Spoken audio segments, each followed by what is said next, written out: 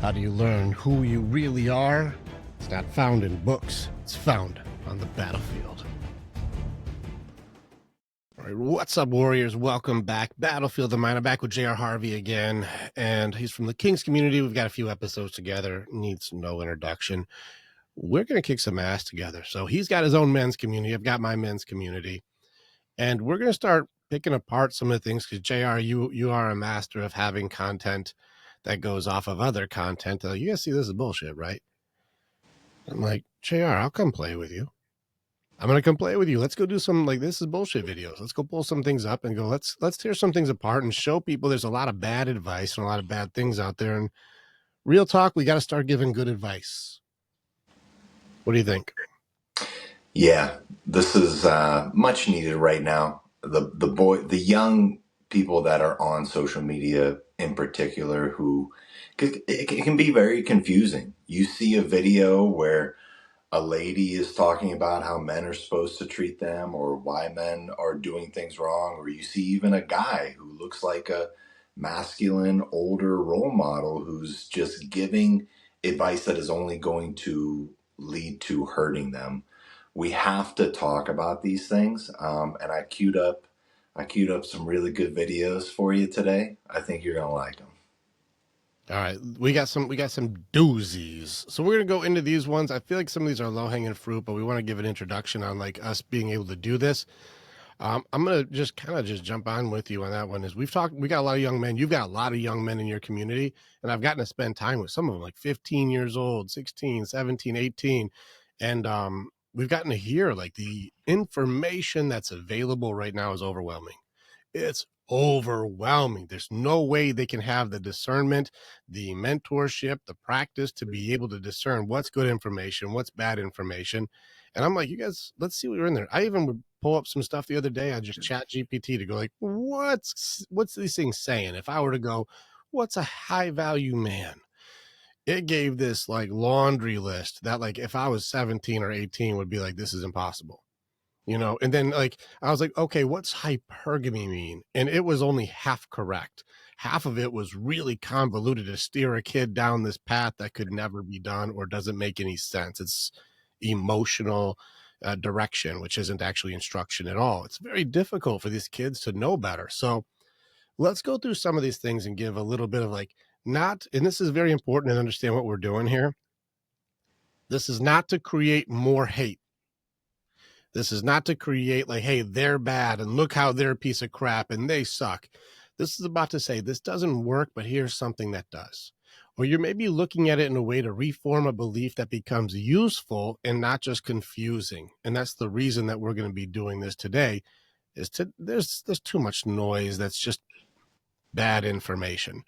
Let's give best practices that are actually working. Between the two of us, there's like 20,000 men that are plugged into just our community areas, and we train the shit out of them with Crown and Shield training. You guys should be jumping into Crown and Shield training with us. We train guys how to handle these things with the right tools and be able to like really step up in their game to be the man they're meant to be and not run around trying to pretend to be all these poor information things. So if you guys haven't heard that, check out our last episode with JR and I together with the good men and the bad boys and nice guys interview that we did. But JR, I got one that was sent to me by one of my warriors, and I want to eat this one together. Yeah. Oh, I gotta be real. This one grinds my gears. As a professional, this one grinds my gears. So let's get into this one. You ready? Yeah, let's do it.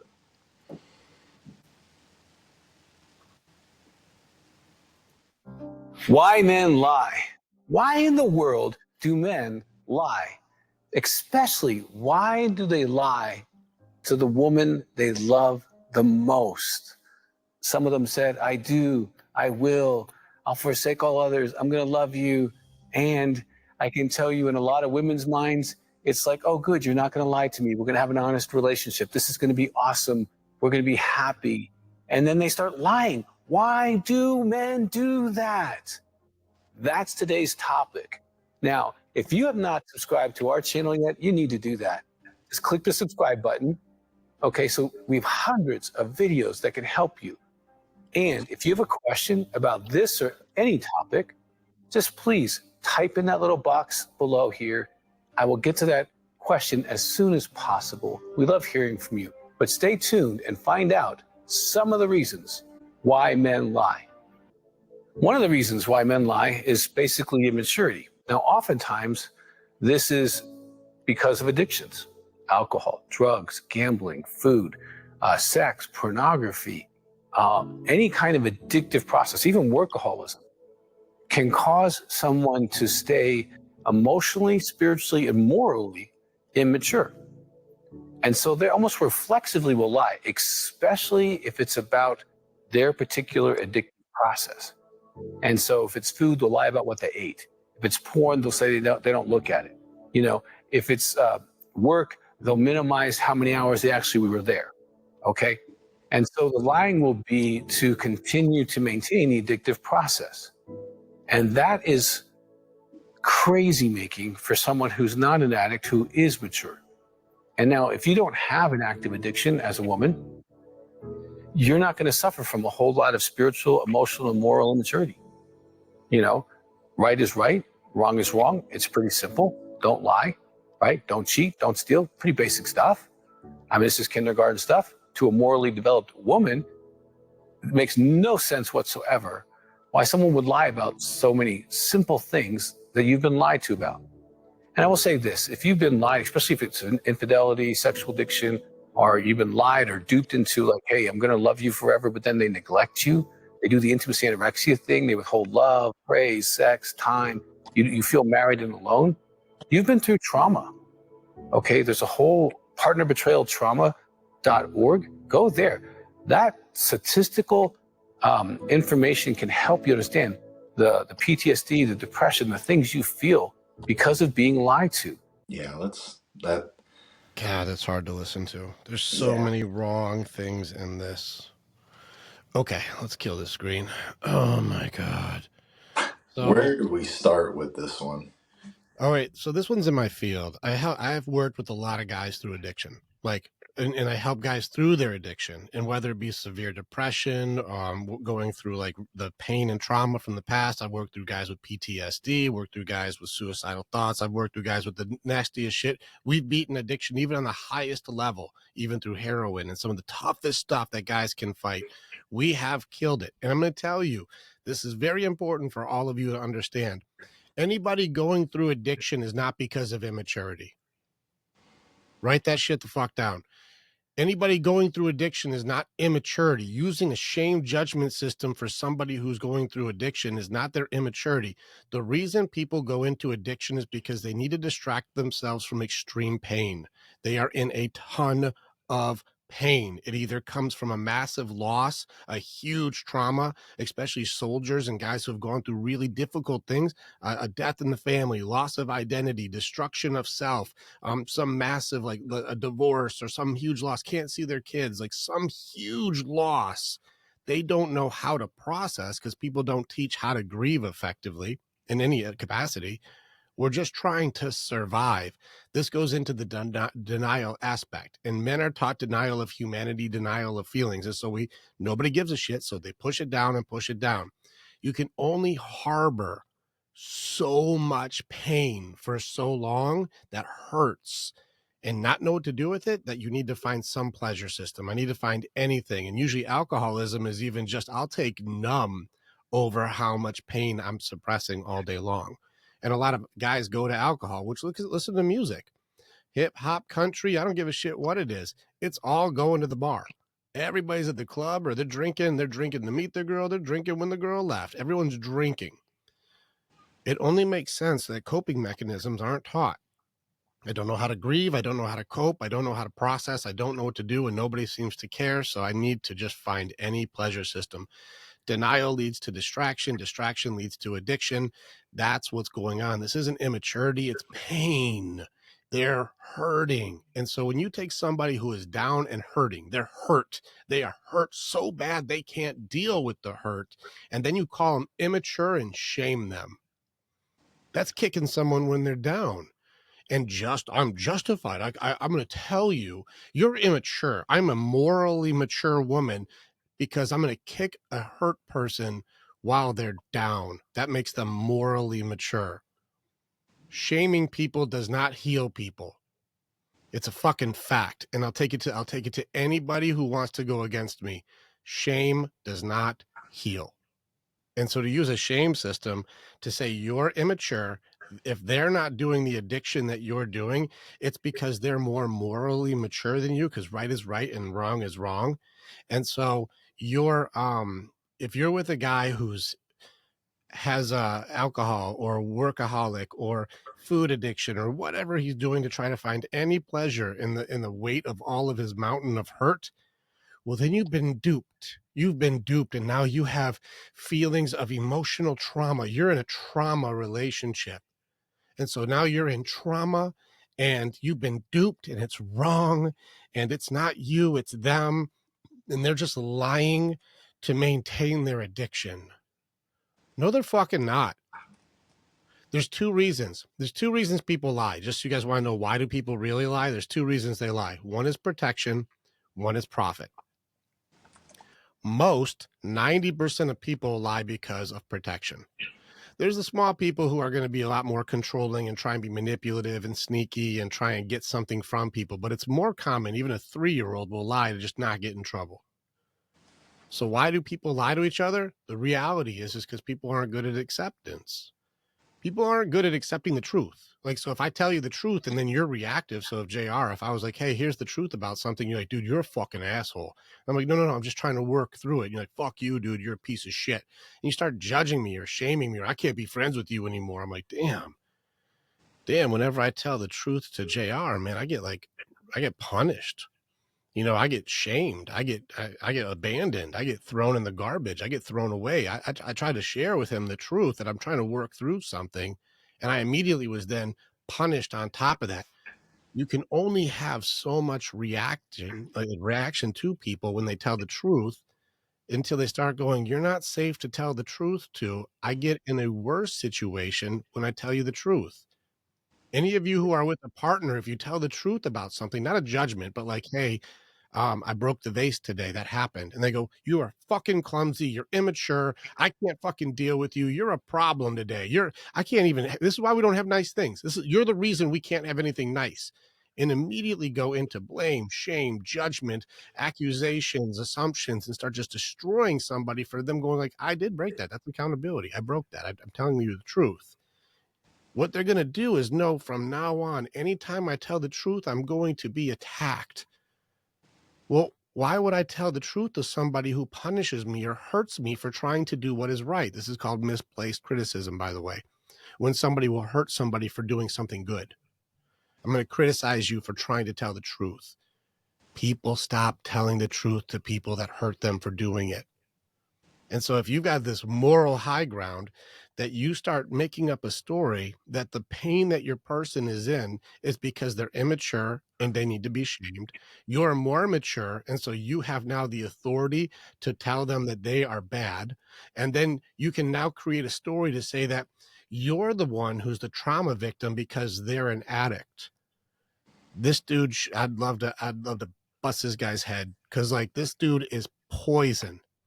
I have men in my group who went through this guy's program. They were so beat down as humans, beat down. This training ruined their marriages 100%. The women are abusive to the kids. They abuse the hell out of the dudes. They are unsafe, unhealthy, and not okay. Everybody who went into this guy's program that is now in my stuff, they're like, dude, they poisoned us. We had to punish ourselves for even having thoughts, for even sharing. Every time they shared something truthful, there was a punishment associated in this program. What's the connection? What's the growth? What's the love? Where's the progress? And these guys were taught they have to do radical truth telling, and the women had zero accountability, maximum authority, and they were taught to destroy somebody for telling the truth. That's why these guys lie. Not because they're addicts who are immature. They're in radical amount of pain with no empathy. That's why. Nobody gives a shit if this guy is drowning. They're like, you're immature. That's why you're drowning. No, I've got a ton of weight on my feet and it's pulling me under the water. And I need someone to help pull me out. That's how addiction and depression work. Like, nah, it's because you're immature. This one gets me, man. This is because I work in this field, and this is poison behavior. There's a lot of, when it comes to content creators in general, if you want to amass a large following, here's the cheat code. If you're a man, pander to the women. If you're a woman, pander to the man. And not that there's bad intentions always, but it's reality. And guys that do this, who blame, shame, and judge the men, right? They amass these huge followings with women because he's affirming their like toxic thoughts and behaviors, right? He's accepting them as they are and telling them why they are right in this situation and why he is the problem. And then from what you're saying, like it's even a step further where like he's creating programs and like coaching the couples on how to do this together, which is way worse. I see most of the time where this leads, because I follow a lot of guys in the space and I'm always studying what's going on. Most of the time, these guys, not all of them, but I've seen several, actually just even recently, one of them, where they're typically like doing it for the female attention and validation. And they are they are laying it down on all the ladies. Like they are using it to like break down their walls, get in with them. And then they get access to all the ladies that they want once they have that. They, a couple of million followers, all the ladies love them, all the ladies want to be with them. They're decent looking guys. They say all the right things. It's a real problem, and these are like they're wolves in sheep's clothing. Yes, That's what they are. Yes, they are. Just so you know, these guys are all shut down, by the way. They got investigated, they got shut down. They were doing what you were talking about and like fraternizing behind the scenes, messing with couples. They were doing horrible things behind the scenes. So you're right. These are the wolves in sheep's clothing, acting like they're righteous and high and mighty. But using shame, blame, and judgment as a way to try to heal the relationship means that you're in a bad coaching field. Anybody who wants to give power and authority to destroy another person is a bad coach, bad mentor. Anybody who wants to say who's right and who's wrong without trying to understand and connect, bad coach, bad teacher. Like, and so you're right. This was a wolf in sheep's clothing. These guys are getting shut down because he was doing exactly what you're saying. Behind the scenes, they were doing very nefarious shit. They were doing stuff that got them like, these are bad people, and they are. I didn't even know it was going on, but I've seen it. I've seen it happen so many times.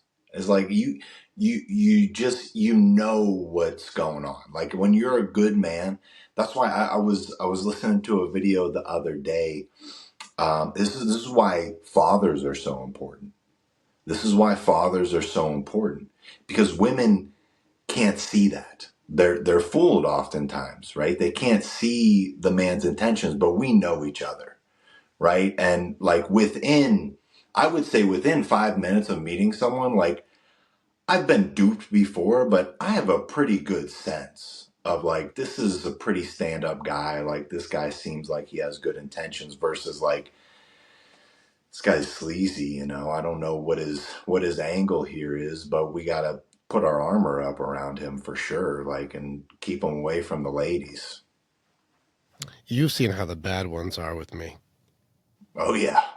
Yeah, the bad ones don't like me because I'm a wolf, dude. I'm a bloodhound on that. I'm like, I see your bad behavior. And I call it out too. I'm like, couldn't help but notice that bullshit, dude. I see you. I see you, bud. As soon as I see him, I call it out. I'm like, you just did a thing right there. You know that, right? And they're like, what are you talking about? I'm like, you just did a thing to reveal a thing. And I saw it. And they're like, man, fuck you, dude. I'm like, uh-huh. This is usually how it goes. As soon as you get caught, you're going to go into slander. I know as soon as I catch you, man, there's going to be a reaction because there's something you just did. And then once people go, yeah, wait a second, you did do that. They're like, no, don't look at the magician, look at the magic trick. And I'm like, nah, you're trying to do magic to us. We see you. They don't like me, man. This is one thing I help my men with. I've caught narcissists. I've caught people who have dark triad behavior. I catch them very quickly. Less than 3 minutes, I'll catch you. Because I know what the tricks are. I'll catch you quick. And I've got videos. You can watch me catch somebody in seconds. I'm like, caught you. And they get pissed and run. They hate it. They hate me. And so these guys are like, everyone keeps calling me a narcissist. Everyone keeps calling me a narcissist. I'm like, let me ask you something, bud. He's like, what is it? I'm like, do you like me? He's like, yeah. I'm like, you're probably not a narcissist then. Narcissists don't seek help. Narcissists don't. I do radical accountability. Narcissists don't want to do accountability. Narcissists aren't coming in going, is it me who's doing it wrong? They don't ever do that. They never do that. If you're coming to me and I can hit you with radical accountability, like, you got to own your shit, dude. You got, hey, is that you? Is that them? Is that even yours? Hey, get your shit right for you. Authenticity. Is that yours? If you're even talking to me and you like me, odds are you're not a narcissist, because they will be like, no accountability, blame, shame, judge. It's all them, not me. Make them do what I want, control.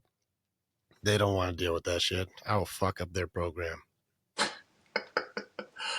So it's reassuring. It's reassuring when they meet me and they go like, I like you. I'm like, then you're probably not going to be that. Well, good news.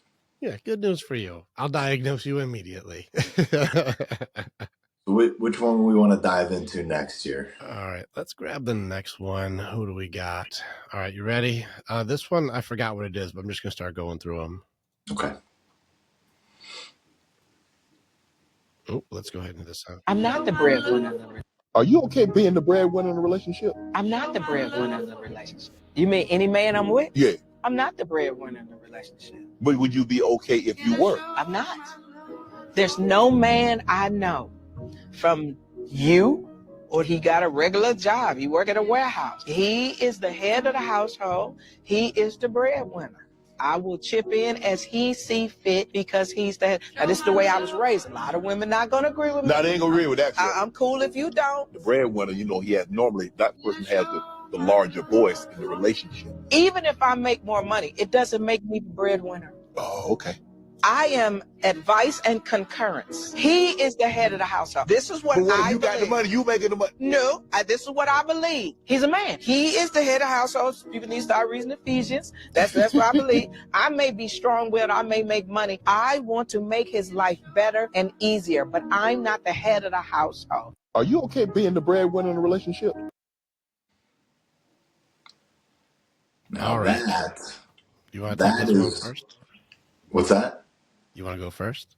Well, I think that is one that a lot of ladies and guys struggle with. There is this mindset that if I make more money, so I get to make the decisions, especially when it comes to the finances or, the decisions in general. Myself, like when my wife and I first got married, she made more money than me. And at that time, she was the decision maker, the breadwinner, like the whole thing. Not because she demanded it, I relinquished it. Like that's how I grew up. I was used to it. And since then we've totally 180'd it. But I think you have an interesting perspective on this because you are a living example of being the leader of your family when the woman is in that position. Like what is your experience with that? What's your advice to the guys? So yeah, this one's really important. Andrew and I have talked about this one hard because very similar to when I started, I was making around 80K a year at my old job. And then I stopped that and started my business. And when you start your business, you get your ass kicked. Okay. And she, just so you know, you guys will be like, oh, well, she's probably not a hard worker. Like you and I got type 3 women, which means the achiever type women. Andrea's a 6-figure income earner. She's a beast and she runs circles even in her industry. Like the women that she works with can't keep up with her. And we got 4 people here that we raise or live with us. We got 2 girls that live here that aren't ours. And all her cousin lives here, and then our oldest, which we pulled her in. That's my girl. Um, she's not even our kid. Like that was her ex's kid with another woman, but she ended up living with us because it's a half sister to the other sisters. And so Andrea has two girls, then we got two other girls living here. And when we came into this dynamic, I left my old job to start my business, but she had to be the sole provider. And I'll be very open. This concept of who has the money calls the shots. I also still had this thought at the time. This is like 7 years ago. At the time, I'm like, listen, I'm not able to pull it in. I'm not able to pull it in. I'm not able to pull it in. And so I really did, even as a man, feel like I lost a big chunk of my voice. And it was because we hadn't worked on that dynamic yet or hadn't talked it through. And so I just naturally would relinquish. If you've got the money, then I have to ask permission for everything. Now, mind you, Andrea's a giver. This is something I would love her to teach women, that if you can provide, you also have to be a giver, because the women still have take mentality that your money, a man's money is my money and my money is my money. If you can provide, you have to be like, we both give to each other because we're both providers. And so saying, because it's mine, but yours is mine, this goes against the concept of, if women can provide too, why did you not become a giver? And that's where Andrea is very good. She's very generous. She was like, I don't mind. And so she would take care of the bills for at first, because I had to work my ass off to create. Now I've actually been built up enough to where like I make way more than she does. Like it's not close anymore. And we actually, before we even switched though, before I made more money than her, we had to switch the dynamic, because when she was lead, the girls were not okay. She would also feel versus me and her in the middle of the kids, the turmoil in the house. When I wasn't the lead, the house really was not okay. The girls would have to go to therapy and have to deal with stuff. There was stuff going on in their schools and behavior that was going on before I was taking lead, that like the kids were not doing okay. Social media was a big part of what's going on for self-harm or easy sexual access to things that they would never have before this stuff. And like, I wasn't leading at the point. It was still too early on in our dynamic. Once we started going, you know what, I got to take lead. I got to take lead. And we started learning each other. That was before like I made more money than her. We started leveling the house out. The house started to level down. I'll take it on me. I'll take it on me. Now that I make more, it'd be really funny now, because our house is a well-oiled machine now. When I'm in lead, my girls are safe and secure. When I'm in lead, they don't have to worry about everything because things are taken care of. When I'm in lead, they know they can come and talk to me about anything. I'm not reactive and I don't freak out and everybody's okay. They know when I'm in lead, if they ask for something, we'll find a way to get it for you. We'll figure it out, hon. We'll find a way. They know that when I'm in lead, my girl doesn't have to carry the weight of everybody else on her shoulders, which really takes a lot of stress off of her. Andrea's lost a lot of weight because now she's in a healthy relationship with me in front, so she can do more self-care, more love, more stress relief, more not have to worry about everything. In fact, it's very liberating for her to be able to not have to be the A type that she is and run the show. It's really taken so much stress that even when we went on vacation, normally she'd be like, I got the map. I got to tell you where everything is, and we got to be at this time, and we got to do the schedule. She couldn't remember where our room was like 20 times on this damn cruise that we were on. And she was just loving it because she knew I had her. I was like, baby, just follow me. And she's like, okay. Like she didn't have to be in control of everything because she knew I had her. I could take point and she knew she could follow. And if shit went down, I knew she had my back, but she didn't have to worry because the safety security element was on lock. I bring this up because people would go against this lady and say like the person who makes the money should be in charge. I'm telling you, as a person who says men lead for a reason and women, following doesn't mean you're not a contributor or you're a subservient or you're not useful or you're not valuable. It is absolutely not that at all. My girl is highly proficient and she's a badass, but she knows when I take point, she doesn't have to stress.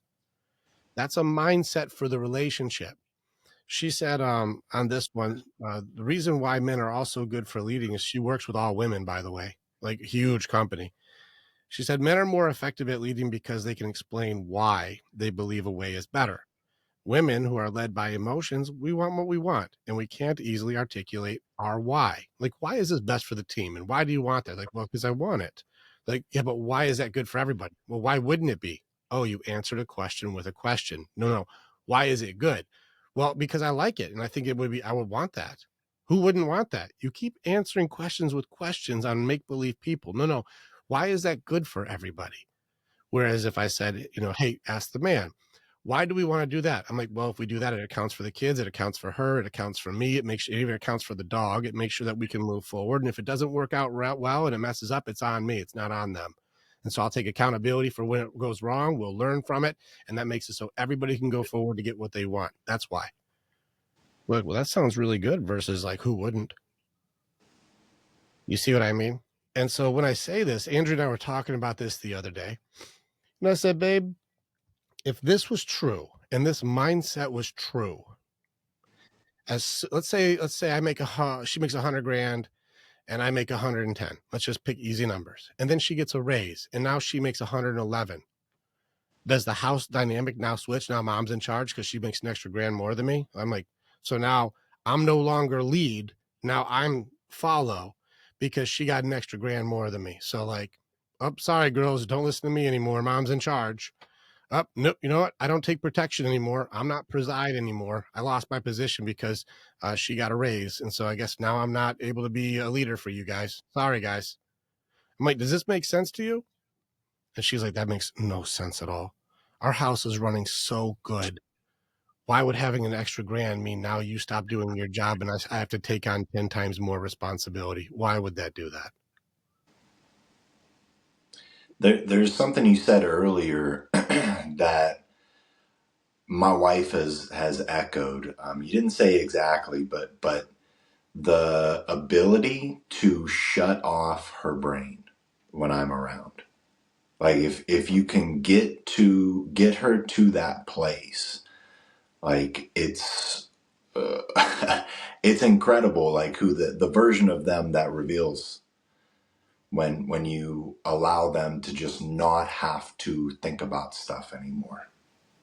It's well said. I actually did a thing. One of the guys got upset. If anybody ever got mad at your girl for when you guys watch a movie together and she falls asleep.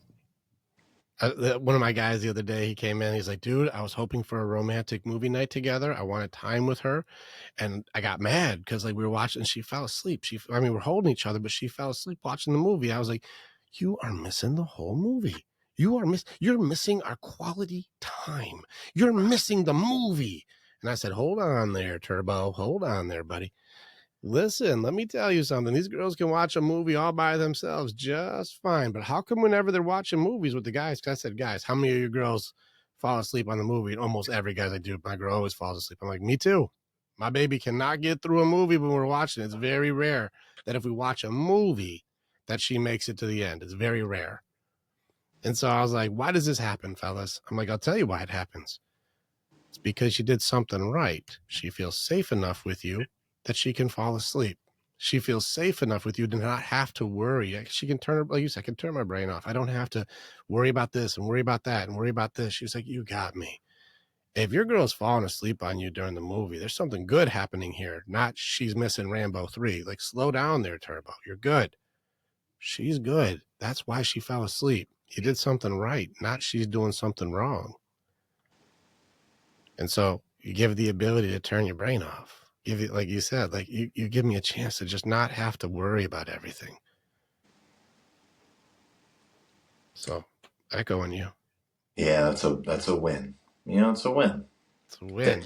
Listen, a win is a win, right? How often do we mistake a win as like a lot of you guys come in frustrated about something like, whoa, dude, this sounds like progress. What? Really? This is actually incredible that this happened. We should be excited. And they're like, okay, I'm still mad about it though. Well, let's fix that because you shouldn't be. Yeah, we got to fix your algorithm. You just won and called it a loss. You got mad at winning, bro. Yeah. You got mad at winning. So on this one, I really admire that she was able to stand up for herself and say, I know my role is very important, but it doesn't have to mean because I got more money, I'm in charge. Andrea and I are both very powerful A-type personalities. I know that you and Audie are A-type person. You guys will get shit done. And I really do feel highly formidable with my lioness next to me. She knows I have to take point, though. She knows I'm in front. And that's not because she is incapable. She had to be so far in her masculine for that she was very unhealthy in that state. And she's become substantially healthier. And if you guys are wondering if your woman's okay or not, she gained a lot of weight when she was in an unhealthy relationship. Like, she was very unhealthy because her relationship was unhealthy. And when you're doing so much suppression in a masculine state as a female, the health of your body will reflect the health of your mind and heart. I'm going to say that to people who don't understand. If people are not okay in their mind or in their heart, if they're not okay for who they are, if they're not okay, if they're hurting and they're suppressing that hurt, their bodies generally will reflect it. And so if you see somebody putting on a lot of weight or losing a lot of weight unhealthy, like stress loss, and you're going to start seeing people who start getting unhealthy physically, it's really more of a manifestation of how unhealthy their mind or their heart is. Something hurt them. And again, it's not immaturity or shaming. It's like, dang, something's going on. I got to make sure my person's okay. Not look how you're letting yourself go. Not look how you're just, you don't care anymore, and start hurting them for hurting, which is just untrained awareness. With this is something that I've been thinking about recently because we share this thing in our relationships where in the beginning very unhealthy, right? Yeah. Like it was not good. Like even the way we met each other it wasn't very good necessarily. And then for a period of time, there was no like if I look back at the beginning of my relationship all the advice I would have given myself was, dude, just you need to get out of this. Like, she's still texting her ex fiance. Like, she's saying certain things. Like, all of the red flags were present. But listen, I was a turd too. Like, I was a drug dealer at the time. So, we were at each other's level, for sure. But what I see like the pattern here, like both of our ladies are threes, like super hard workers. And I'm curious to know, like, can any guy the reason that our relationships were successful were I would point it to us, like me and you, like individually doing our growth and then stepping into that leadership position and she came along for the ride. And my question is that duplicatable in most relationships, some relationships? Like what do you think on that? There's one element that has to be there for the relationship on both sides, or else the answer is no. Without willingness, it doesn't matter. Like, if you don't want it, it doesn't matter. A lot of times, and this is a sad reality when guys come in to meet us, by the time they get to us, they've been destroying their relationship for like 10, 15, 30 years. They've been fucking this relationship up. And so it's kind of like just constantly just burning your house down. They show up when finally it's just smoldering and it's done. And they're like, can you save this? Can I save this? And I'm like, this is kind of like coming to firefighter school after your house is burnt down. And like, can you save my house? And we're like, we teach firefighters here. We don't fix your old house. Like, why'd you burn your house down? They're like, that's what my parents taught me. That's what I'm supposed to do. Like, they have no training. And so it's really a sad thing when by the time guys come to us, they're usually in crisis already. That it's already crisis time. So if you catch it way before crisis, the people who come in when there's still willingness from both sides, then there's hope. Yes. But if they've already burned the house down and she's already like, I'm done with you. I don't care what you do. You've hurt me so bad. I'm out. Or he's like, you've hurt me so bad. I'm out. Like, if the relationship has been so ruined by both of you that somebody doesn't have willingness, then that one died. You guys killed it. So that's dead. But if there's a chance for you guys to be able to go, we both believe it's in there. We both are willing to fight for it. We will both go for it. Then at that point, yes, the man has to go first. Like, Rick, why does the man have to go first? Hypergamy is a real thing. but it's not the way ChatGPT will tell you. Hypergamy is a real thing because the guy has to be further ahead, not financially only, but like stoically, emotionally. Like he's got to be safer. He's got to be able to handle situations. He's got to be more clutch. He's got to be able to be more logical or have objective perspective. And he's got to have better tools and abilities to be able to handle difficult things. Otherwise, you won't feel safe with him. If he's got to be a little further ahead, ladies, he's got to be. And guys, you level up, and I'll take the challenge on all of you ladies for real. I've been doing this for years. I've got women's groups. Men are way faster. I think it's because of this hypergamy evolution that men, they go faster than women. They process faster. And it's not because women are stupid. It's because women process emotionally. It just takes longer. They still get there. It just takes longer. And so And if the guy is leading and the guy's like, I got you, and can create a safe space for her to heal, her healing then also goes very quickly and the team rises very fast. And so I think it's useful to know that guys have to go first because there's a follow mentality. Also, I believe there's a spirit element to it. I think that it's hard for women to follow a guy who doesn't follow something greater than himself. And I'm gonna throw it out there hard. It doesn't mean you have to worship the same type of God or go to church or have a religion, but there's got to be a relationship with self or with spirit or with God, something greater than yourself to say my moral compass is guided by more than just me.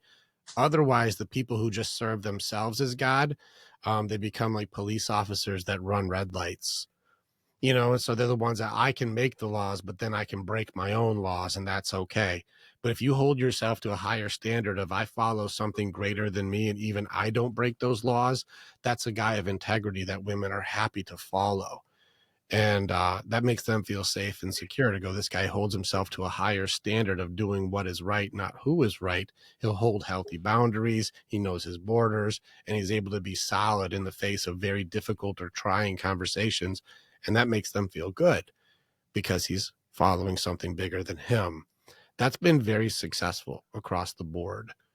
So long story short on this, if both parties have willingness and the guy is like, I'll put in the damn work, and then she's like, if you do this, I got you, I'm in, you guys can reframe the entire foundation of the relationship, have a funeral for the old people that you guys aren't anymore, and then yes, that relationship can evolve. Yes. yeah, I agree. I agree 100%. Because I watched it happen. I watched it happen in my own relationship. For us, I think it probably took about you're talking about like the rate of growing. I think there's something in there like maybe the guys go faster because it's like in our DNA that it is a need. Like it's a need to raise the level in order to attract the woman that we want to be with versus them like they can be where they're at, like, and it isn't so much a requirement, right? Um, It's so, true. What's yeah, the sales pitch, fellas? I think this is where I challenge my guys whenever it comes to relationship. I'm like, if you were selling you, what's the sales pitch to the girl? You're like, what's the sales pitch? If I was like, hey, I'm on a date with you, like JR, if I was on a date with you, it's like, all right, here's my resume. Here's my sales pitch. Let's call it what the fuck it is, fellas. Most of your sales pitch is potential. Someday I'm going to do this, and next I'm going to do this, and I want to get my degree to go do this, and I'm going to have this career. I'm going to start a business in this, or I'm going to do this thing. It's potential. I'm selling what's the dream going to be like? What could it be like with me? I have the potential to be. That's the sales pitch, right? And so she's going to go like, okay, that sounds really good. That sounds really good. Here's where guys who are untrained fuck up is they chase the girl or they want to get the girl and they'll sell these big elaborate potential, like this is how good life is going to be. But their entire goal is to get the girl. And then once they get the girl, they're actually not trying to do the potential thing. They just wanted to get the girl. And then they get the girl. And it's kind of like if you were to take your dog for a walk, for example, you're like, hey, you want to go for a walk? And the dog's like, fuck yes, dogs love walks. They're pumped for it. And then I get outside and I walk out with the dog with the leash. And then I got the dog outside. So I just stand there. And the dog's like, where are we going? Are we going that way? I'm going to mark that shit. I'm going to mark that shit. I'm going to mark that. We're going to go on an adventure. And I just stand there. I just stand there. And the dog starts running around and going looking at you like, are we going? And you're just standing there. The dog might like sit around for a little bit, maybe like dig a hole a little, lay down, maybe take a nap, get back up, still just standing there, maybe tug on the thing and try and get you to go, but you're not going, maybe chew on the leash a little bit and get annoyed, but you're just standing there, man. Why? Because I got the dog. I already got it. I did it. But you're not going anywhere. You're not trying for a goal. You're not moving on your mission for potential. You're not trying to grow. You're not evolving. You're not pushing your limits. You're not going any direction. And eventually the dog starts getting annoyed. The dog get annoyed. Like, you're not going anywhere. You're not going anywhere, man. Now, I'm not calling the girls dogs. I'm just saying reference wise, it's very similar to say, if you're going to follow me and I'm not going anywhere, expect her to get annoyed. And that's what a lot of guys do. If they chase the girl, a lot of these nice guys, you've seen this, baby, whatever you want to do. Baby, whatever you want to do. Whatever you want to do, babe. If you're chasing her tail and she's following you, you two are just going in a circle. And everyone's like, you guys been together for 4 years. Where are you going? You're like, we're in the same spot. We're just going in a circle. I'm honestly getting very annoyed by it. That's what it looks like when you got these guys who are trying to just get the girl instead of trying to learn how to lead. And so that's why men need men too, because we are built for progress. And if you're not around guys who go like, dude, you got to start working on your shit, man. Yeah, Cheryl's getting annoyed with me on shit. I'm like, are you working on anything? No, I just kind of do my thing, man. I'm like, well, no wonder. You're just standing still. No wonder she's getting annoyed. Why don't you start that business, man? Hey, why aren't you believing in yourself? Hey, why don't you just go ahead and let's go ahead and build that? I'll help you. I got a network. I'll call that guy who has that thing so that way you can start it up. Like, guys look out for guys and keep pushing for progress. But if you're around people who don't have progress and you wonder why everyone's getting frustrated, well, you're actually not leading shit. You're not going anywhere. You're not doing anything. You pitch this potential and then you never did any action for it. So of course people are getting annoyed.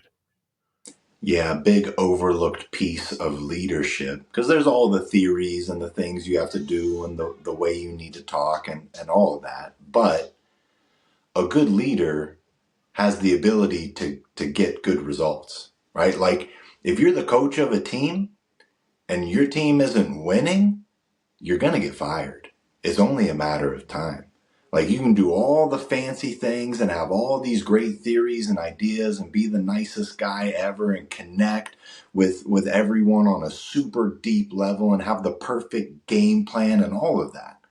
But if you don't execute and get the desired results, you're going to have a lot of problems. And on the flip side, like, someone who's able to execute and get results has a lot of grace in all the other areas. It's very true. If you're even failing forward is still good. Just keep trying is good. The complacency is a damn killer, that's for sure. So I think as long as there's willingness, and that's still willingness on both sides, willingness on the man to fulfill his potential and willingness on the woman's side to say, I'm going to stand by you and keep fighting forward together and build each other up. And we're going to team up, not wait for you to win so I can get what I want. No, we build each other up. We're going to fight together. We're going to keep growing. We're going to I'm going to encourage you. You encourage me. We're going to build each other up, not wait for you to win. Just so you girls know, cheerleaders aren't needed for the end of the game. When are cheerleaders needed most? When your team's down. Defense. I need you when I'm getting beat up out there is when I need my cheerleader the most. But today's society is like, oh, you're just not winning the whole time. Well, then I can go find a guy who's winning. And you're like, what? No. I need you most when I just got smashed. You know what I mean? And this is where today's society isn't teaching men how to be good men and women how to be good women. It's just missing major elements. So it's pretty rough to watch. Yeah, it is. And that's when you really see what you have in the relationship, right? We see it oftentimes, like the money, money issues start arising, or he loses his job or something along those terms. It's like, okay, what was valued in this relationship then? Mm-hmm. I think we have a video on that. You want to do it? Yeah, go ahead. Let's do it. I think one of the videos is just on that topic to show like what it looks like. Let's go. So you married? I'm going through a divorce. What happened with that? Basically, my husband stopped meeting my expectations. What you mean? So when I met him, when I met my husband, I told him what I expect from a man. The number one rule with being with me is you have to provide. I won't settle for anything less. So my husband ended up losing his job. So he ended up losing his job. He came home and he told me, I'm like, okay, cool.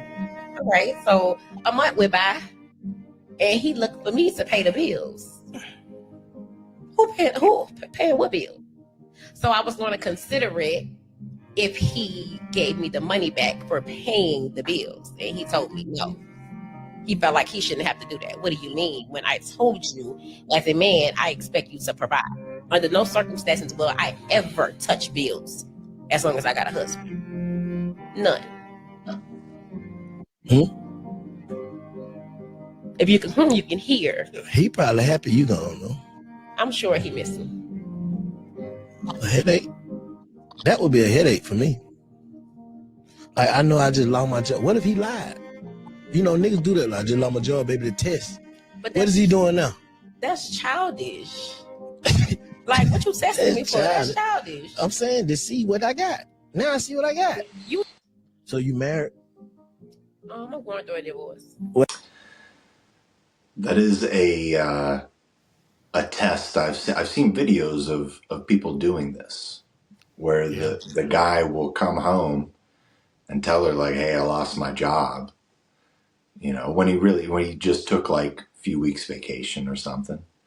Mm-hmm. You know, and just see how they react. Yeah, it does a test of what I call the Epictetus compass. I'm not saying that this is necessarily healthy, but it sure reveals when it's not. The Epictetus compass is your circumstances do not define you; they reveal you to yourself. And so, if you were to go like, "Hey, here's a circumstance. How would you handle it?" And then they show who they are when they go, "Here's how I would handle it," and you go, "Damn, that's who you are." Okay. And there's some key words that she said, like, "I expect him." This is an interesting word to say in a relationship. Like, I expect you to do that, because this is an authority term. JR, I expect you to do what I tell you to do. Like, this expectation that's put upon you, you can see how it's almost like I'm demeaning. Like, I expect you to do what I tell you to do. Like, I'm somehow became an authority just because I gave myself a promotion. Now, this is where you see the terminology of women are taught what to expect from a man, but not how to treat him. And men are taught how to treat a woman, but not what to expect from her.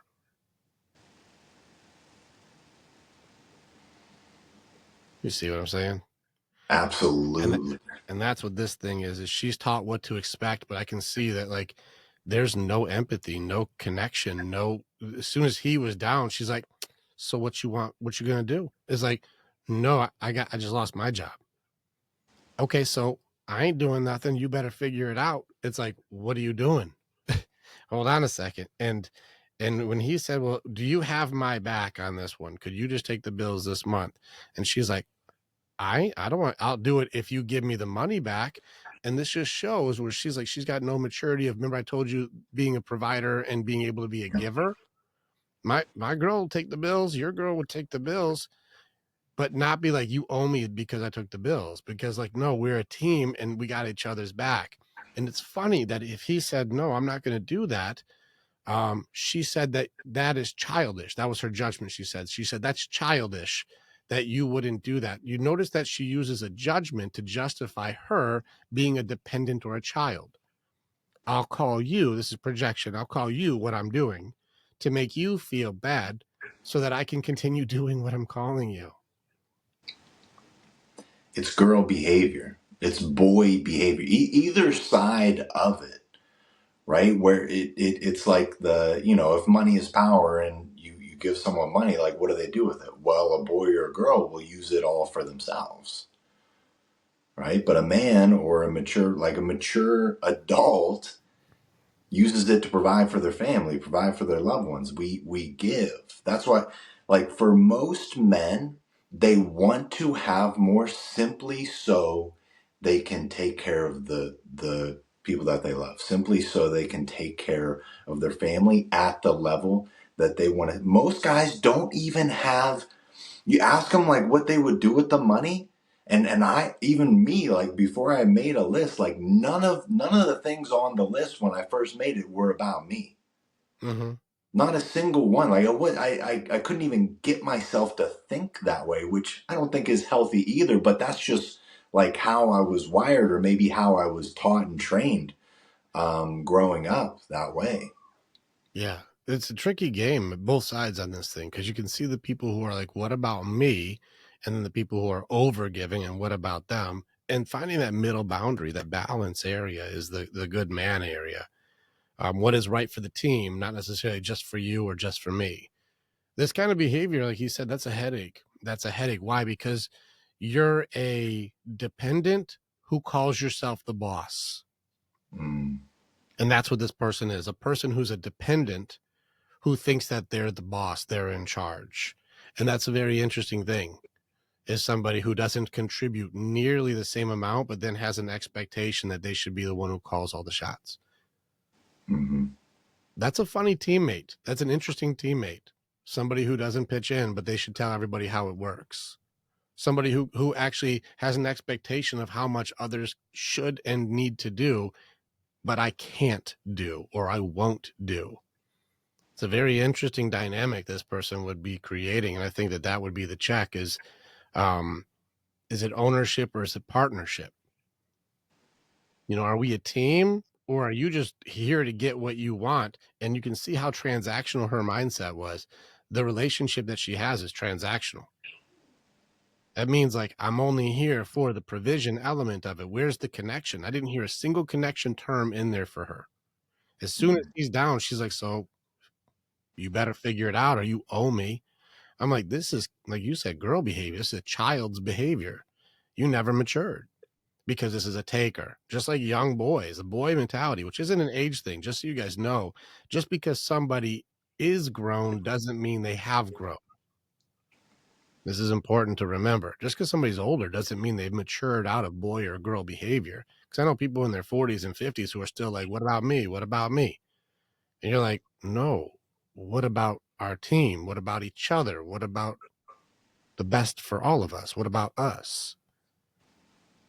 And this is where you see this type of behavior is very frustrating to watch. Yeah, and you just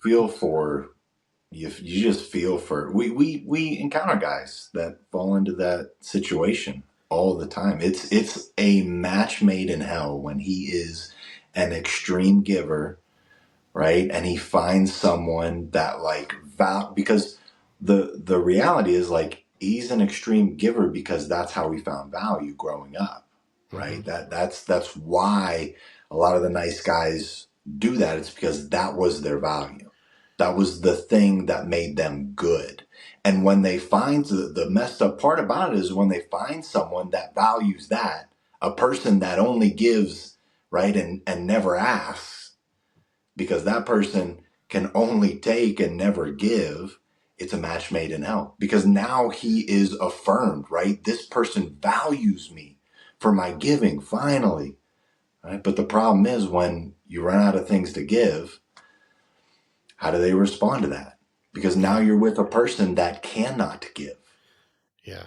When there's no reciprocity even set up as a dynamic, or you have a nice guy, like you said, who overly gives and doesn't have the ability to hold boundaries or respect himself enough to go like, babe, we have to both be trying to make each other's lives better here, not just you get to be better because of me. And there's a lot of that behavior that's going on where, like, you have people who are extreme takers with extreme givers. And then what's really funny is today's society really is set up to where the extreme takers like really are starting to get into an enabled behavior. Like, they're enabled to feel like they deserve more when they've never done anything to achieve or do more. There's a big issue on this one where I'm going to push into not even just the girl mentality, but the girl mentality. I want to kind of go into motherhood just for a little bit, because I think the next video goes into a motherhood thing where I think that today's society has done a really big disservice towards mothers. I think that we've done things to create conveniences for a very honorable and difficult job. Because remember, like, it takes a village mentality. For a woman to have to like wash the laundry used to be take it to the river, scrub it on some crazy rock or some shit, and then they have to hang them all up and they all have to dry, and then we got to go pick berries or go and like take care of farm work, and then you have to cook all that food for everybody. Like everything was the hard way to do things, and it would take all day to do this stuff. It was very, very difficult work, very honorable work, very fulfilling work. Being a stay-at-home mom used to be like, damn, that's a strong woman. Like she handles her business and she takes care of the house, but she also understood the provider was able to take care of things and they could be such a solid team. Both jobs were highly respected, highly honored, highly appreciated. And this was a good thing. Well, now we have modern technology, and I've got guys who have been stay-at-home dads hearing how these moms are bitching and complaining all day. They're like, dude, we have a washing machine, we have a dishwasher, we got a Roomba.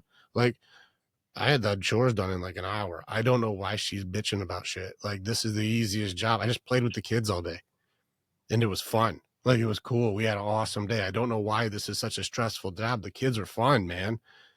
Like, these dads do this. Dads were enjoying the stay at home. I'm sure you've had your days where like, this is fucking great.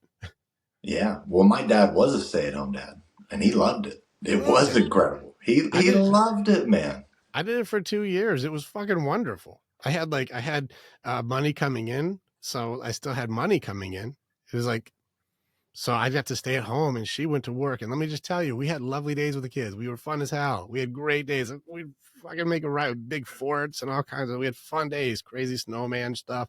We would do fun stuff together. I loved it. Man, would that girl come home salty. This is my ex. She'd come home pissed because she was pulling in the same amount of money that I was, but she had to go work for it and I had money coming in. And she was not happy. She'd come home and the kids would just hide by me. They're like, mom's not, she's mad. And I'm like, I got you guys. Like, so I was there and it was really sad because the real talk, because of that dynamic, I was there more for the children at that time than I was for the relationship. We weren't my kids, by the way. So like, I was raising these two kids, but I was there more for them because I knew how unhealthy she was being. And I knew that environment. And I was like, I got to make sure that these kids are okay. It was a tough time. It was a tough time for everybody, but it was very telling for some of this behavior where if I got to be a stay-at-home dad, I knew that was awesome. But you see the stay-at-home moms, no work, they're not contributing anything. Everything that they own now has been given to them, and they get to do the funnest damn job. They get to take care of these amazing human beings. And today's women, I have seen women leaving their own children. I have seen women abandoning their homes, resentful of their children, taking away their dreams. Like these things where these are good kids. They're good kids. And now society is telling women the one thing that girls can do that, like we can't do that shit. One thing that name a job that we can't do without women is like make children. We can't do it. It's the one thing. And now even the one thing women are now going against that as being like good. I'm like, this thing is the most amazing thing you can do. It's amazing. You can create an amazing human life, an awesome kid. And then they don't like it. I watched this happen where when my wife became a stay-at-home mom, she couldn't talk to her friends that weren't, like her mom friends that like were going to work. She couldn't talk to them anymore because they would just say, like little remarks, you know, they don't value that position. Like the ladies put the ladies that are at home, they put them down. They put them down, and I don't know. I think it's a mix, but I see two reasons. It could be number one, they're jealous that they have to work and she doesn't. Which is very funny too, because women really want to work right now. So they're jealous that they have to work, but they want to work. I want my money, but I don't want to work. It's very confusing to be jealous about.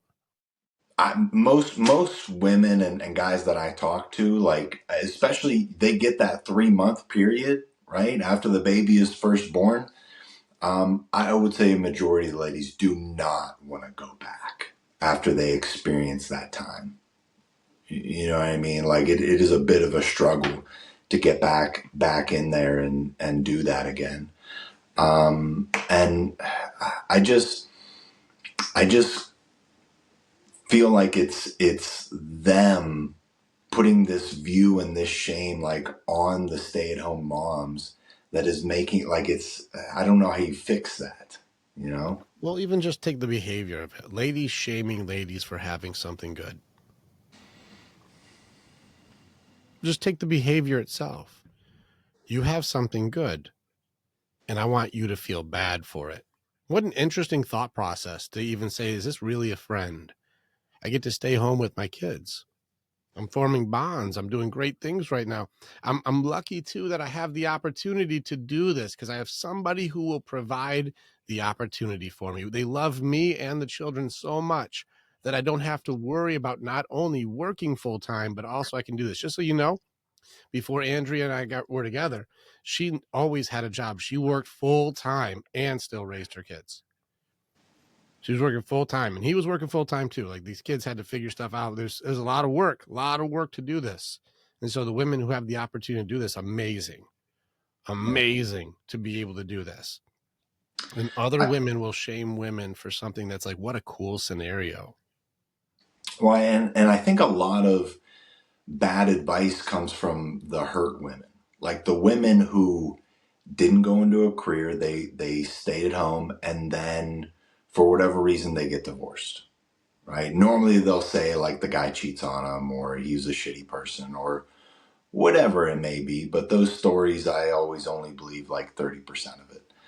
Um, and they're telling the ladies essentially that if you don't build a career, this is what can happen to you. Now you'll never be able to have a career. You'll never be able to take care of yourself when he leaves you because he's going to leave you because men are bad and this is what they do and this is my experience. There's nothing more frustrating to me than people giving relationship advice that have never had a successful relationship. It preached, dude. You see It's people do this with everything. People are giving advice. I hate unsolicited advice. I think you're so right. This is where women's agreeableness gets them in trouble. Women are way more agreeable than men. They're taught to be more agreeable, especially like in social situations with other women. They learn this in like 7th, 8th grade to start going along with the matriarch, who's probably the biggest bully there, the most opinionated, the most judgmental. Maybe she's like pretty, but she's mean as fuck. Like you'll see them just go along with, I want to belong and I want to be popular. I want to be a part of the group. And if you're not a part of the group, man, are they vicious? They talk shit all day long. What a weird thing to want to be on that. Like, well, I want to be on the safe side of that. I want to be on the side that doesn't get shit on. And you're like, wow, that's where you want to fit in. That's you. That's your agreeableness. So you listen to talk about Cindy and talk about Cheryl and talk about Michelle and how terrible these bitches. She thinks she's so great. She's not great.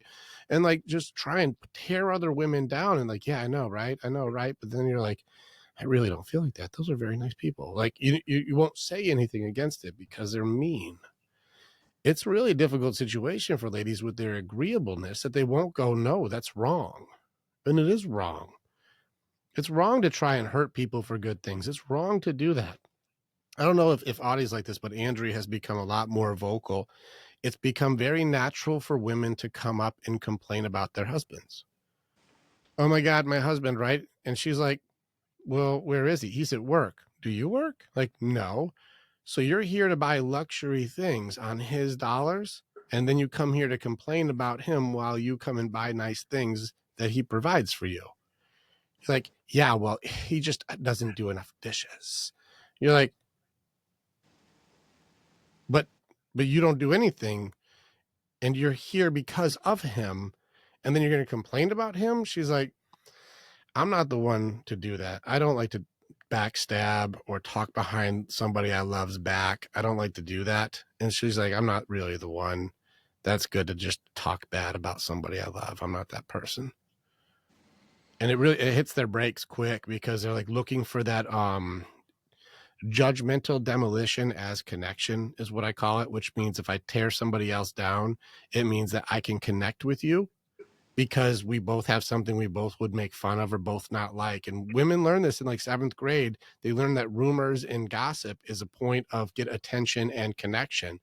But I really would challenge that if I were to connect with you, JR, and my connection point with you is hatred or make fun of or talk bad behind someone's back or hurt somebody behind their, like, who cares about me? I'm going to talk poorly about someone who I care about, who care about me.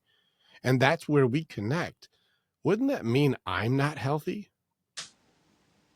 Wouldn't that mean, like, instead of connecting on something good or progressive or something loving or something like kind or and motivational, instead I'm connecting through something where I disrespect and I'm cruel and I rumor mill and I talk poorly about? My connection point is an unhealthy level.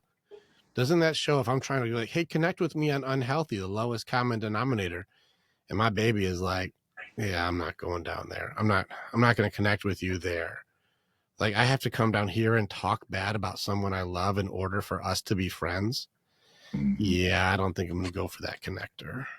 Yeah, we were taught, like, when she was working at a job, she would have to deal with that stuff. Now it's very different because she can. When you have a job, you don't get to pick and choose who you're around and who you talk to, right? When you have more freedom, you do. You get to pick and choose. For the most part, you have random encounters out in the world, but much less than being confined into a building or a room with like certain people that you wouldn't necessarily hang out with otherwise. But she would tell me, ladies, coming to her and talking to her about their husbands, and she would always be like, I just look at him like, I don't know, I really like my husband, so I truly don't understand what you're talking about right now. And gossip, like connecting through gossip. My mindset, if someone is trying to connect with me through gossip and like talking shit on other people, my first thought is, what is this person saying about me when I'm not around? That's my first thought. Because clearly, like, this is a person that I thought was their friend, but here they are, like, talking shit about them to me, who, like, we have a similar level of friendship, you know? So nothing is going to lead, like, nothing good is going to come of gossip in my mind. That's why they don't like me. Because I'm like, did you tell them that? Like, did you know that JR, he is being such a dick? I'm like, did you tell him he's being a dick? Like, no, it's not my business. Then why are you doing that? Remember, there's just even the thought of what you're saying is like, what are you doing when I'm not around? Reminds me of Socrates with the 3 sieves, like the 3 filters, if you will. When he's like, hold on, before you start telling me the rumor, do you know it's absolutely true? Like, this is true. They're like, no, I heard it from so-and-so, who heard it from so-and-so. So it's right. It's not totally true. They're like, okay, is it a good thing? Like, this is good. Like, it's good information. They're like, oh no, it's juicy. This is bad shit. You're like, okay, is it necessary for me to know it in order to do anything better? They're like, not necessary, no. And you're like, keep it to yourself. If it's not true, it's not good, and it's not necessary, I don't think I need to hear this rumor. I don't think I need to hear this gossip. And that's being disagreeable, by the way, not being agreeable. But people are the girls, I had to work on my daughters with this one. They're very attracted to negative conversations. Oh, did you hear about so-and-so? Oh, did you hear they broke up? Oh, did you hear about this? And they're like, oh my God, I need to know more. And you're like, they have to get it. And I'm like, ladies, you got to watch out when like your connector point is at it's a negative energy. You got to watch out where like, this is how I connect is negativity. This does take a toll on your people. And I think the next video that you have really showcases what we've been talking about, where somebody who's been taken care of, somebody who's been loved, somebody who's been doing good things, just says mean stuff about the person who takes care of everything that they have. They bite the hand that takes care of everything they have. Trigger warning. This video is difficult to watch because this one got my girl upset. She was like, this is nonsense. As a woman who works, she's like, this one pissed her off. This one also got this woman's husband, or now ex-husband, very upset as well. Oh, imagine that. Publicly displaying some sort of a shame system to hurt your people you love. Funny. All right, let's get in.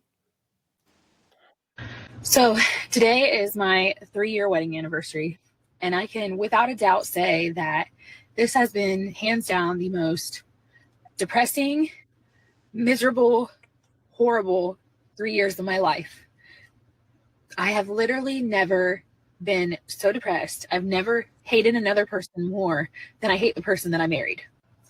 While I run my ass off and I do everything for everybody in my life, like me, my kids, him, he goes to work and works enough.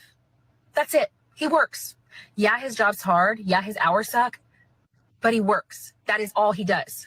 I tried taking care of myself and went on a walk, but when I started realizing I hadn't heard from him, I'm calling and calling and calling and begging for the bare minimum of him to watch our daughter. Excuse my language. I'm just so upset. To watch our daughter, to cut up a watermelon, and to make dinner. I am 30 years old, and I'm literally begging for the bare minimum every single day. I am a married single mom. That's what I am. Yeah, I don't work, but the amount of weight I carry, I mean, I can tell you right now, the reason women stay in shit relationships is one, because they don't have the means to leave financially, like a house. Two, the idea of a family. I can tell you why I've stayed. Money. It's that simple. I wanted to be a stay-at-home mom. He used to want me to be a stay-at-home mom. Now he just doesn't care because he doesn't care about anything. And yeah, I know I can leave because trust me, I am leaving. But people can't just walk out and leave one day when you have kids and 12 years of life wrapped up together. You got to have a plan. You can't just walk away with nothing. You have to have a plan. I mean, I'm trying so hard not to be bitter, but like, I've just never disliked somebody so much that I should love that I just don't. In sickness and health, better or worse, like, no. Like, so destroy myself and my kids to keep a vow? Nope. So today is my 3-year wedding anniversary, and I can without a doubt say that this has been... All right, that thing's Yeah. over on that one. That one's brutal. Andrea was so salty at this one. Like when I shared with her, she did not. This one did not hit her well at all. She did not like this. This one got. I was like, baby, I gotta calm you down, because she was like, no. Because the reality on this one, because she works full time and we got 4 people here that we take care of. She's like, she got mad because she said the people that do the least complain the most. She's like, the people who have never had to do really hard things complain the most about like blessings. Like everything this lady's talking about is a blessing. And she's mad at her blessings. I just want to point out something that I found this is true too. In my 3 years of running women's groups, I found this to be true. The stay-at-home moms or women who do this, they do have a very different measurement system for how how much stuff is done. They have a very different measurement system. So it was something where I noticed this was a few years ago, and it hasn't been disproven yet. When women do a task, they count multiple things in the task. So if I move 4 pairs of shoes, that's 4 tasks. And if I did 10 dishes, that's 10 more tasks. And if I did a vacuum, like I vacuumed 5 rooms, like this, each thing is added up. And all he did is go to work. But he's doing like 12 hours of like, you could diet this, like he's doing some insane like crane work or construction or some backbreaking job or something very difficult that couldn't be done. Most women wouldn't even be able to do. And he does it all day long. And they only count that as one thing. I did like 500 things and you only did one. I'm doing everything and you're only doing one thing. And he's like, I'm an engineer. Like, I don't think you understand. I'm doing something that only 1% of people can even do. Like, this isn't like a small thing. And how many things do you have to know as an engineer? A lot. You have to do insanely difficult things all the time. You have to figure out extremely complex problems. Nope, that's just one thing. So they see their things as many little tasks, but they see other people's things as right one thing. You just went right? to Like work. like when you look around the house, like that sock, that it's not cleaning the living room, it's the sock, it's the crumbs, it's the cup, it's every single piece of that task. Yes. Okay. Yeah, That's, and I've so seen this. and so they'll look at like, I did so many things today. I've done hundreds of things today. And you only did one thing. And so you come home and you can't do anything when you get home. It's like, what do you think he does? Like, he goes to like sleep for 12 hours and then comes home. Like, he's doing stuff that can't be done easily. I know guys that do extremely difficult things and they come home wiped out, sacrificing their fucking years and lives just to make sure you guys have enough of your blessings that you're mad about: the dishwasher, the food you have, the clothes you wear, the room you're in, the entertainment that you have. And so it's really funny. This is just one thing I saw. And she says, I hate them. I have never hated someone more. All he does is just not even the bare minimum. And why doesn't she leave? Because of money. Like, what? You guys had to make an agreement to do this. They said they were together for 12 years, married for 3. It's like, well, you did this. Like, this person's been taking care of you. And this is just so you guys know. You guys want to hear an interesting thing I've noticed with people when they get divorced is with women, they do something very interesting. And I've seen this multiple times. Every time I see a divorce happen, there's something that happens in the mind of a woman that when there's a title change, there's like, it's like a different person, like a different life. Like whether it's like their work version of them, wife version of them, and then who they were before wife version of them. These are 3 different human beings. Once I see women get divorced, they regress back to who they were before the marriage. I have seen woman after woman go back to their old job, go back to the old bar they used to go back to their old behavior they used to do before they got married, because whoever they were as wife is a different era. And so they only know old programming. And so you'll see a woman who's 44 go back to acting like she's 24. Go back to like she's 25. Whenever she got married, whatever year they got married, they go right back to that old behavior. And I've seen her old, Andrea's friend did it too. When I first met her, I was like, what's she doing? She's going back to her old bar that she met her old guy at.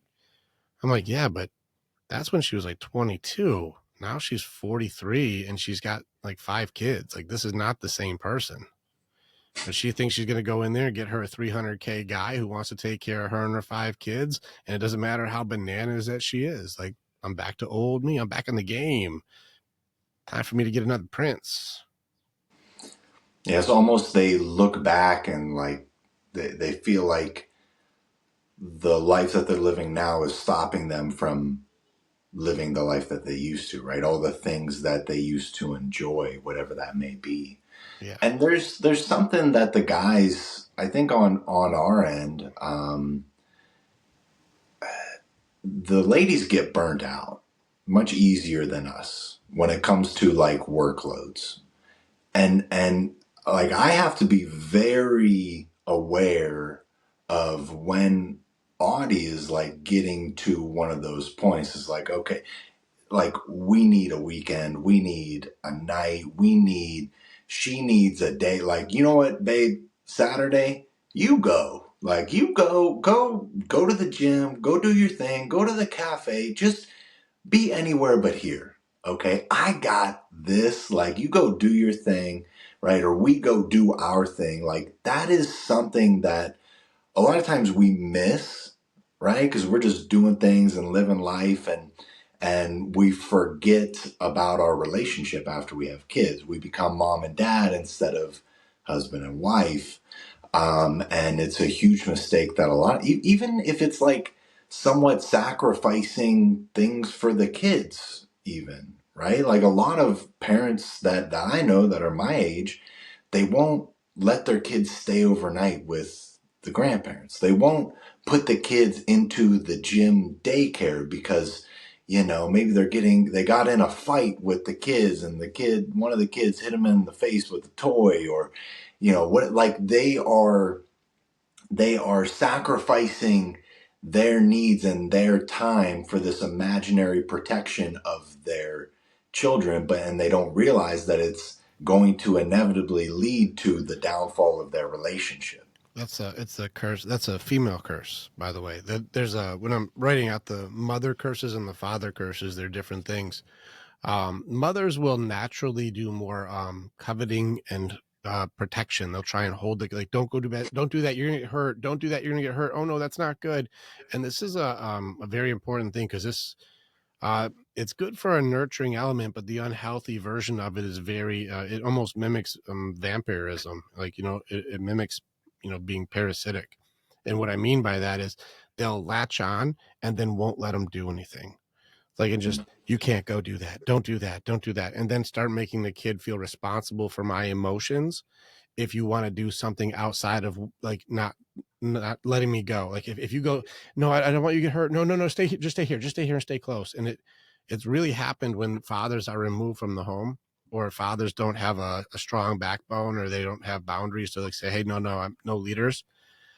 Women will create very, very weak children, because they'll never have any adventure, never have any learning, no social skills. They never get to play. They never get hit in the head with a block and go, oh, don't get hit in the head in the block. Like, they don't learn how to do life stuff. A healthy male in the house, or healthy men, we're the spirit of play and progress. That's what the father is we pursue hard things. And so the mom is supposed to be the nurture, a healthy nurture, where, like, if you get hurt, they run to mom. If they want to play, they run to dad. And dad's the play. We're the rough and tumble. We're the rawr, get them. Like, we're the play element, and the kids learn how to do the play part with dad, and the safe and the love part from mom. But dad's also like, I believe in you, I'm going to push you out the door. Or mom's like, no, don't, you should still need me. And dad's like, no, baby, they got it. You got this. I believe in you. Go get it. Go fall on your face. Go wipe out. I'm here for you. I got the safety net, but I need you to go get tackled. I need you to go lose the game. I need you to go have a tough time. I need you to learn how to deal with a breakup. Go get them. You can do it. I believe in you. And dad's push the kids off, while mom is like, no, I want to hold you close.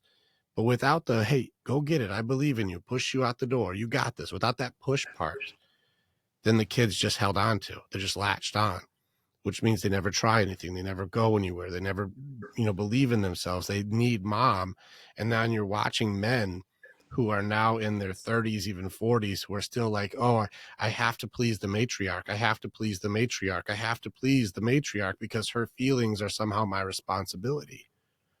And I'm like, oh my God, dude, you are fucked. Like, because that means they won't stand up to a woman who's doing bananas behavior when all that she wants you to do is go, baby, stop it. I got it. I'm like, stop. I got you. Like, relax. Let me take care of it. You chill out. I got you. The day you're talking about with Audie, I did yesterday with Andrea, because she's had a tough week. I was like, baby, we need a love day. We need you and me day. And so we took yesterday, and we had a good, like, 7-8 hours together. I canceled a bunch of calls. I still did my Crown and Shield call, but quick call. And then I was like, it's you and me time, baby. And we got to hang out together and love on each other and just spend time together and just hold her and be there for her. And just the connection element was really good. And she needed that. So that way she's like, I'm good for the next days. Yeah, it needs to happen. We get so, like, I know you're like, we can get so focused, hyper focused on the goals and moving things forward. And in our mind, and most guys' minds, the more we do, the better off she's going to be and my family is going to be. Like, I'm doing this for their benefit. But it can, you kind of sabotage yourself along the way. And with the nice guy stuff, man, it's really fucked, because they wrap their goodness, their self-worth around their ability to help them control their emotions and be happy. And, like, I experienced this for a long time. Her unhappiness it was always a trigger for me. It was always a trigger for me. And the real fucked part about it is that the more you do that, the more you try to control her in different ways without really knowing it, but control her happiness and be responsible for her emotions, the less happy she's going to be. It doesn't work like that. It's such a I joke about with that with the guys. I was like, if you were really in control of her emotions, well, I'd switch those emotions up quick. I'm like, oh, she seems upset about something. I'm gonna knock her right into joyful. Oh, she really struggled with that thing. She's very stressed out. I'm gonna knock her right into horny. We're gonna fix that real quick. Oh, I'm gonna knock her over into happiness. We're gonna switch the emotion very quickly. Well, if we were really in charge, I'd be knocking her into all kinds of different emotions. Turns out, though, that's not how that works. No. And this is And where we control our own emotions. It's very funny. yes, and there's something for the nice guys where we develop the belief, like this black and white thinking, this good and bad thinking. And maybe for people in general, there's good emotions and bad emotions, right? Like happy is good, horny is good, sad, that's bad, upset, angry, that's bad. And not only is it bad for other people, but the reason it's bad for other people is actually because I was shamed for having those emotions myself. You did something wrong, and you're bad if you have those too. Yes. So if I'm bad when I have those emotions, now I think they're bad when they have those emotions. And if you're trying to control other people's emotions, there's a weird thing that comes into play there too, where you think you're better than them in some way. A lot of guys, because they suppress their sadness, their anger, they suppress those emotions, and they see other people who can't do that, they, in a way, see themselves as superior. Right? And that's why they try to control that other person into like not suppressing their emotions too, because they believe that's what the superior person does. That's what a good person does. Interesting. That's fascinating to hear. Like, because remember, I'm on the bad boy side, so I was like, that nice guy shit. So I'm like, I don't.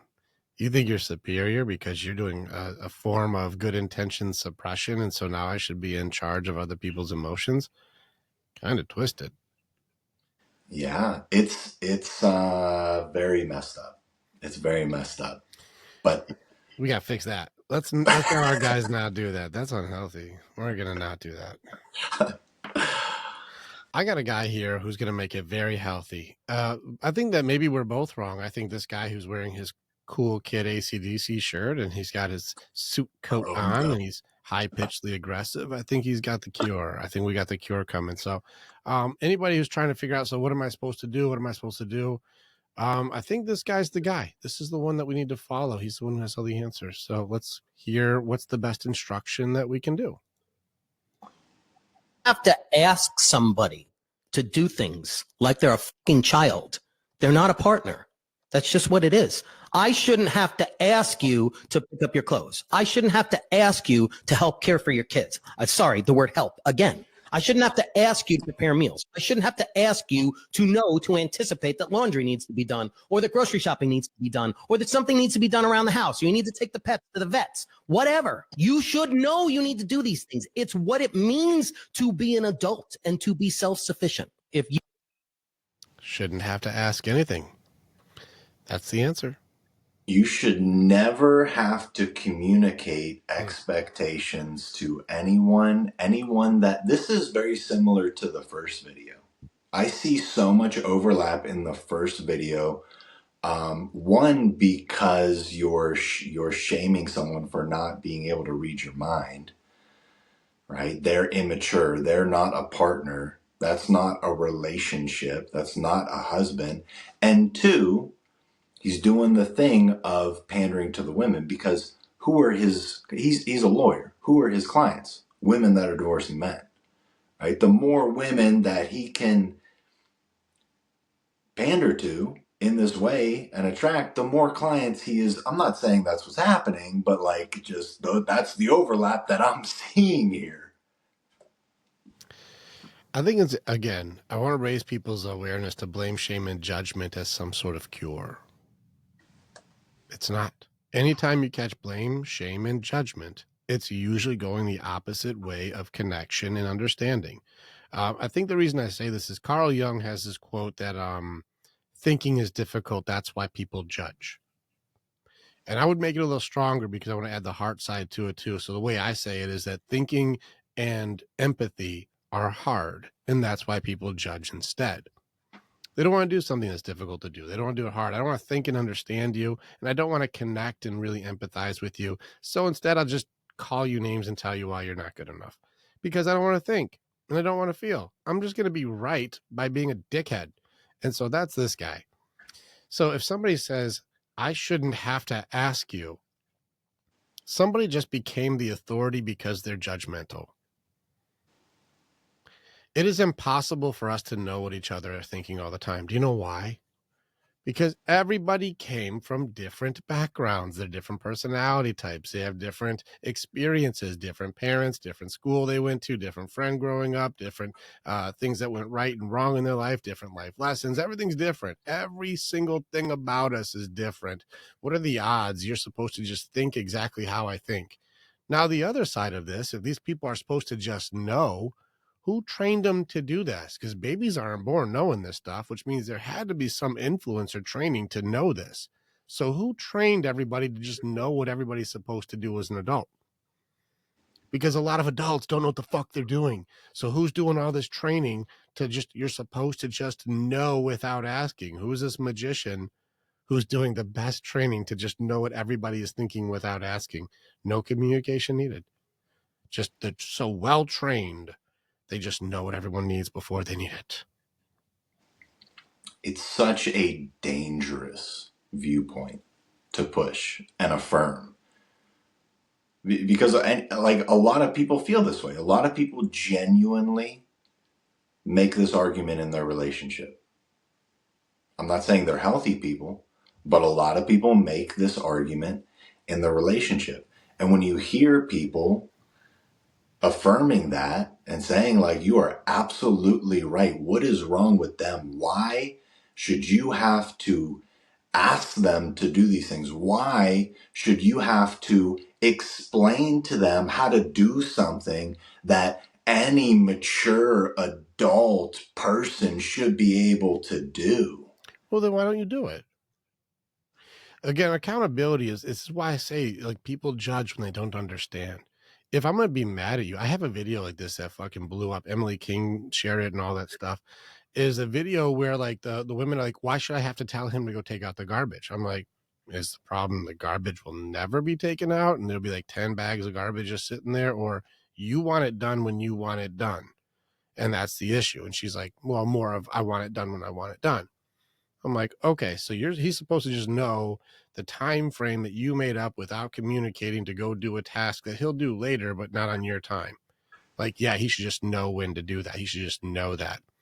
I said, that's pretty fair. Okay, he should just know that. I think you should just know and or jump to whenever he wants intimacy. And he shouldn't have to ask for it. He shouldn't have to ask for intimacy. Whenever it just comes into his mind that he wants intimacy, you should just be on it. Just jump right on, like, hey, intimacy time. You thought it. I just knew you thought it, and it's time to go jump on intimacy. Why isn't that on the same level of go do just tasks that I think you should do? Why isn't that on the tasks that he thinks you should do? Well, that's I don't like that. I'm like, it's the golden rule here. You're expecting people to just know and do things on your time that isn't convenient to you, nor is it an obligation to do that for you or to you. And yet, if it was roles reversed, you'd have this extreme justification why that's not okay. Don't you see that's called gaslighting introspection? This means when I say it's something that you should just read minds and do what I say, that's called healthy relationship. But if you ever say read minds and do what I think you should say, that's abuse. That's called gaslighting introspection. It means I lie to myself about the exact same behavior when I do it. That's what this is. And that's why this type of behavior this is why this type of advice needs to be shut down, because there's not a lot of thinking about anything except for how you can manipulate and hurt people in relationships, because this pulls you so far away from connection. This makes it so there's no way that you can keep evolving and learning with each other. This makes it so the versions of us that keep growing now can't grow, because it's supposed to just be perfectly understood without evolution. Yeah. And that's not how humans work. The growing together element is such a beautiful part, but this type of thinking makes it so that You're not supposed to grow. You're supposed to be perfect based on somebody's authority without thinking and empathy. Just judgments. That's it. I think the solution to these problems that a lot of people have with this in particular is, number one, not being afraid to ask for things. Not being afraid to ask for things, whether it's helping out with stuff around the house or whether it's intimacy on the guy's end. Like a lot of on both sides, like my wife and I in that journey, we both, like the unhealthy version of each of us was a people pleaser in a way. She was kind of the glue that kept the family together, and for me, in different ways. But we both shared this common thing of like not really being able to ask for what we want, and we would form these covert contracts, right? We would do things for each other in hopes that the other would in return do things for us that we want. And it's super, super unhealthy. And we just even recently, like not that long ago, we had a thing where she, like, it was her birthday, so she went away on a snow trip, and I asked her, like, what do you want me to do while you're away? Like, is there anything you want? Like, we don't do presents. We'll just do like trips and pay for other stuff. Presents isn't a love language for either one of us. So I was like, is there anything you want me to do? And she was like, just if the dishes are clean, I'm good. Right. But then she walked in and there was some other things that were unclean, and she was not happy I could tell she was not happy when she came in. And we have this conversation where it's like, what, this thought of, I just thought that maybe since my love language is acts of service, you would have done more. Right. And I had to like come back into this place of, I asked you, like I agreed to do the thing that you wanted me to. If you would have asked for more, I would have given you more. Right. And it like went on and on for a little while, like coming back to that. And I had to just kind of stand firm in it and wait for this to wait for her to kind of talk herself out and understand. But we got to a place where we could finally come to an agreement. Right. And she got to a place where she could communicate what she was trying to say and have me finally understand and agree to something, where it was like, how she said to me, how on special days, maybe your birthday or whatever it is, I'll do something special for you. Like I'll give you a mouth hug or, something like that. And I was like, yeah, I do know that. And I like that very much. She said, okay, well, moving forward, special days for me, my love language is acts of service, and I would just like something special in that category. And I was like, you know what? That makes a lot of sense. I agree. Let's do that moving forward How on many these. days? How many days then do we make special days? That's a great question, right? So it's Because like, women are what like, does I want that you mean? to have 7 special days. I want you every day for me should be a special day of you doing acts of service, and then maybe I'll give you one special day back. I'm like, Yeah, maybe we need to negotiate a little better here. This yeah, is it's a also good where point. you nice guys need to get your shit together. Because I'm like, listen, I'm happy to do acts of service if we're putting on like some sort of reciprocity here. Yeah, yeah, Listen, but it can't be 7-1 and call it fair. yeah. Like, listen, now this is where, like, if you're like, hey, I want special days every day, I'm like, who doesn't? Me too, right? You're like, I shouldn't have to give you special days. I'm like, we better check that sentence. Hold on now. If you get special days, we gotta watch out what's going on with this. It's a relationship that becomes more of a take than a reciprocity. Are we both trying to make each other's lives better? Mm-hmm. But it's a really tricky conversation. Women are taught today that chores. This is my heart. I'm gonna hard line this one. Ladies, chores have never been easier in history. I'm gonna check you right to your face. If any women are listening to send this clip, chores have never been easier in history. We have better technology, better floor cleaning tools. We got better dishwashers. We got better washing machines. We got better dryers. Every chore you can think of is easier than it's ever been in human history. And you are the most angry about it. Check yourself. Check yourselves on any of that stuff. We can team up on all these things, but my guys never come in complaining about chores, even stay-at-home dads, single dads. I'm like, I don't complain about that. It's just getting shit done. It's never been easier. But ladies, it's never been easier, and you see that one lady just getting mad when it's never been easier in history. Ever. And so I'm just putting it out there. Anybody who wants to go like, he's not doing enough chores. I'm like, it's one button. Do it. Do the fucking button. Any adult can do it. If you're the adult, then do the damn thing.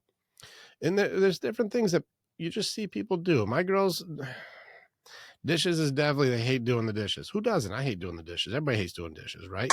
We got an awesome dishwasher. I bought a fucking awesome dishwasher. But I'll tell you what, that damn trash can, they'll stack that bitch to the ceiling.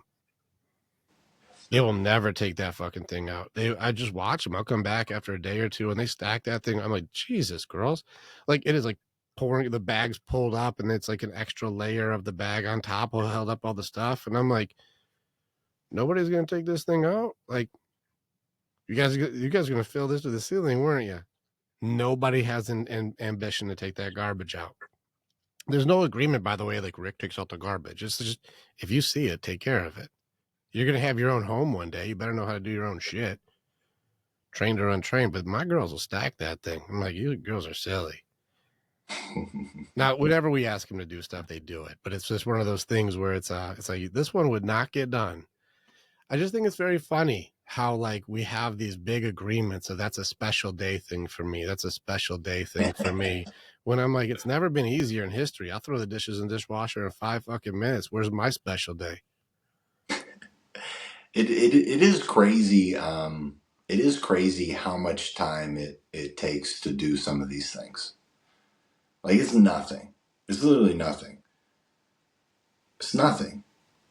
You know? I mean, the laundry, it's nothing. Folding the laundry, that takes some time. And I don't do that. So, like, I'm very thankful that Actually, she does. I love the towels.